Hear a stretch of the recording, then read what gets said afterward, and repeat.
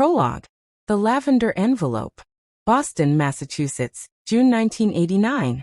The night Emily Rose Sullivan came screaming into the world at Brigham and Women's, Margaret Sullivan made two promises. The first she whispered to her newborn daughter while the nurses cleaned up. "I will love you so hard the world will never be able to hurt you." The second she made to herself on the Red Line home, clutching a hospital bracelet instead of her husband. Tom was still in Desert Storm. "One day I'm going to give this little girl the wedding people write books about." She opened an account at Bay Bank the very next morning. Account name: Emily's Wedding Do Not Touch.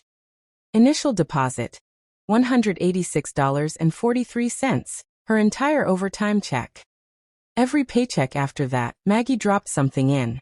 Some months it was $800. Some months it was $11.47 and a prayer.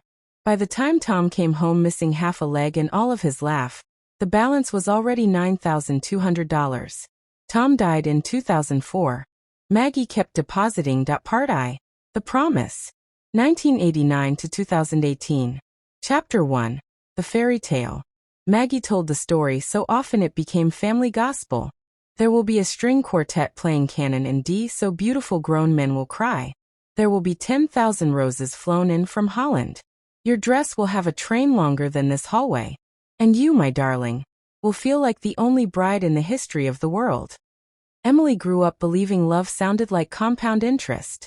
Chapter 2. The Boy from the Yacht Club. Emily met Blake Harrington at a rooftop bar in Manhattan in 2018. He ordered $400 bottles of champagne and told her his trust fund was modest, only 8 figures. Emily texted Maggie a single emoji crown. 3 weeks later she FaceTimed from Cartier on Fifth Avenue. "Mom, say yes to whatever Blake is about to ask." Chapter 3. The First Ask. Mom, Blake's family does Newport, not Cape Cod. Rosecliff books 3 years out. We need the deposit today. $120,000. Maggie's hands shook as she wired it from the couch in her Watertown triple-decker. The same couch where she'd once rocked baby Emily to sleep. Part 2. The Asking. 2019 to 2021. Chapter 4. The Escalation. $250 wedding planner, non negotiable. $98,000 for floral architecture. $180,000 for a fireworks barge. $65,000 for a custom scent to be pumped through the mansion's vents. Notes of gardenia and old money. Every time Maggie said, "That's a lot," Emily's eyes filled with weaponized tears. "You promised, Mom. You literally promised my whole life." Chapter 5. The Refinance. Maggie refinanced the paid-off house. She drained the 403b. She stopped buying name-brand cereal. Emily stopped noticing. Chapter 6. The Bachelorette. Tulum. Private villa. Private jet. Total: $87,000. Emily's Instagram caption: "My mama's goals." She said yes to everything. Part 3. The Breaking. 4 days before the wedding. Chapter 7. The Bridal Suite. Thursday night. Rosecliff Mansion. Emily burst and drunk on vintage Krug. "Mom, Blake's cousin got us the fireworks barge but the permit is another $65,000. Venmo now please." Maggie opened her phone. Balance: $43.18. No, Emily. Emily laughed, sharp, cruel, final. "Wow. All those years bragging about your pathetic little nurse savings, and you bail 4 days before my wedding? Classic selfish boomer. Blake's parents are going to piss themselves laughing when I tell them you're broke." She slammed the door so hard the crystal chandelier shook. Chapter 8. The Lavender Envelope. Revisited. Maggie sat on the hotel bed until 4 a.m. She opened the safe, took out the original lavender envelope, now yellowed and soft.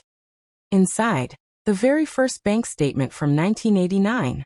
Balance: $186.43. She cried for the first time in 15 years. Chapter 9. The Decision. At dawn she called her oldest friend Ruth, also an ICU nurse, also widowed, also robbed by entitled kids. Ruth didn't say, "I told you so." She said, "Give me 12 hours. I know an attorney who eats entitled brats for breakfast." Part 4. The Day That Never Happened. Saturday, June 18, 2022. Chapter 10 Rosecliff, 2 p.m. 400 guests in pastel and seersucker. Juilliard Quartet. 10,000 roses wilting in the heat. 2:19 p.m. Doors stay closed. 2:25 p.m. The wedding planner, shaking, takes the mic. There's been a change of plans. Chapter 11. The video. The screen lights up. Emily and Blake on a 180-foot yacht off Capri. Emily raises a Jeroboam of Cristal. Surprise, beach. We decided dead rich people's houses are boring. So we took Mom's money and upgraded to 2 weeks on the Amalfi Coast. Thanks for coming though. Ciao. She blows a kiss. P.S. Mom, if you're watching.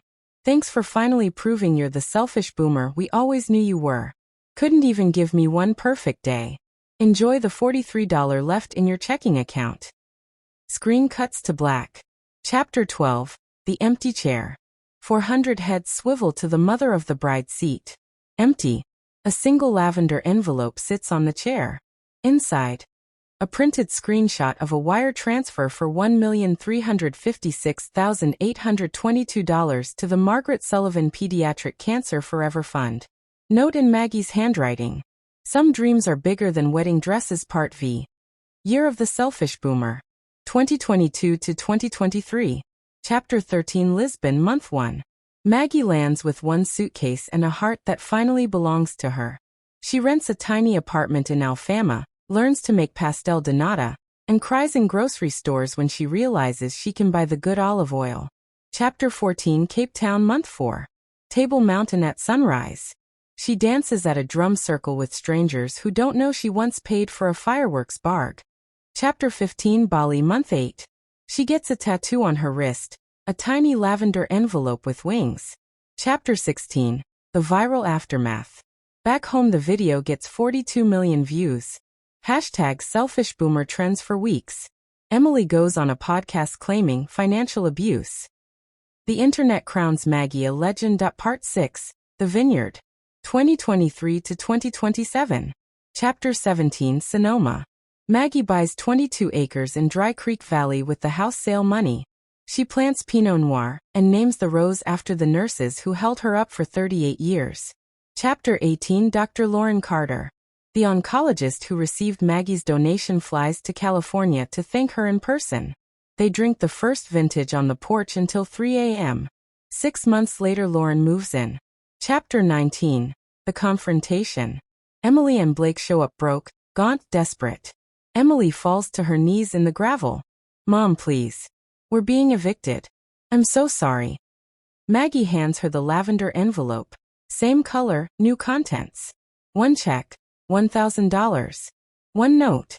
This is what I had left the night you called me selfish. It's the last gift you'll ever get from me.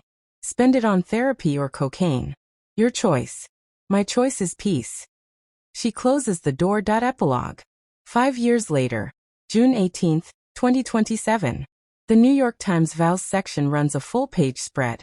Margaret Sullivan, 66, weds Drive Lauren Carter, 58, in vineyard ceremony attended by 120 people who love them for exactly who they are.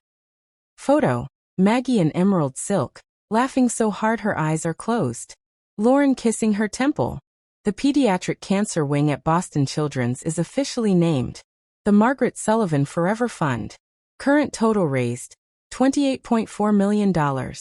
Every year on June 18th, the day that never happened, Maggie posts the same photo. Herself on the porch at golden hour, glass raised. To the day I stopped financing someone else's disrespect. And started living my own damn life. Cheers to selfish boomers everywhere. She never blocks Emily on Instagram. She just doesn't look back. The end.